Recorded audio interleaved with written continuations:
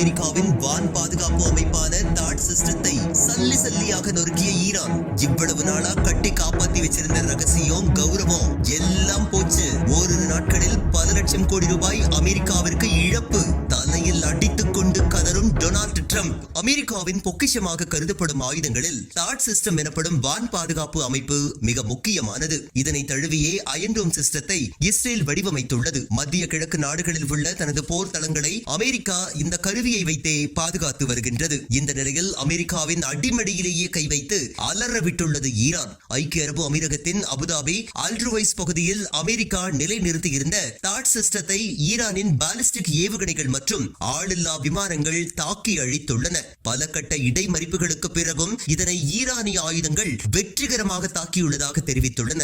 இந்த அதிர்ச்சியிலிருந்து மீளாத அமெரிக்காவிற்கு அடுத்த அதிர்ச்சியாக கத்தாரில் உள்ள தாட் சிஸ்டத்தின் ரேடார் கருவியை ஈரான் அழித்துள்ளதாக அறிவித்துள்ளது. இது குறித்த புகைப்படங்கள், வீடியோக்களும் தற்போது வெளியாகியுள்ளன. இந்த சிஸ்டத்தை கடந்த 2013ஆம் ஆண்டு அமெரிக்கா நிறுவியது.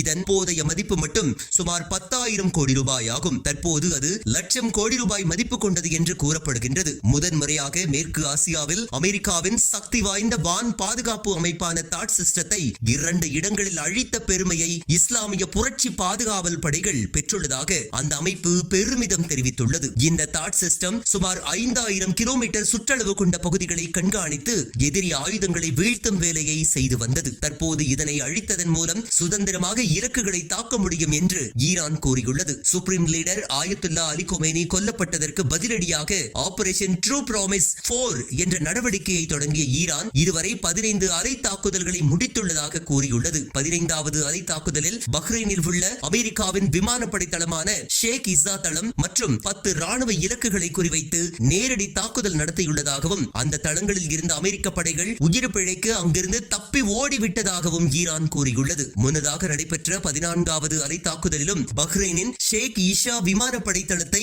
20 ஆளில்லா விமானங்கள் 3 ஏவுகணைகள் மூலம் தாக்கியதில் எரிபொருள் தொட்டி தீப்பற்றி எரிந்து அப்பகுதியே புகை மண்டலமாக மாறியதாக IRGC செய்தி வெளியிட்டுள்ளது. அதற்கு முன்பு நடைபெற்ற 13வது அலை தாக்குதலில் குவைத்தில் உள்ள அமெரிக்காவின் மிகப்பெரிய படைத்தளமான கேம்ப் அரிஃப்ஜான் மீது 2வது முறையாக ஆளில்லா விமானம் மூலம் தாக்குதல் நடத்தியது ஈரான். மார்ச் 1ஆம் தேதி இதே தளத்தில் ஈரான் நடத்திய தாக்குதலில் 6 அமெரிக்க வீரர்கள் கொல்லப்பட்டது குறிப்பிடத்தக்கது. தொடர்ந்து குவைத்தில் தான் அமெரிக்காவின் F-15E ஸ்ட்ரைக் ஈகிள்ஸ் என்ற விமானங்கள் 3 மர்மமான முறையில் சுட்டு வீழ்த்தப்பட்டது. இந்த வகை விமானம் ஒன்றின் மதிப்பு சுமார் 1000 கோடி ரூபாய் ஆகும்.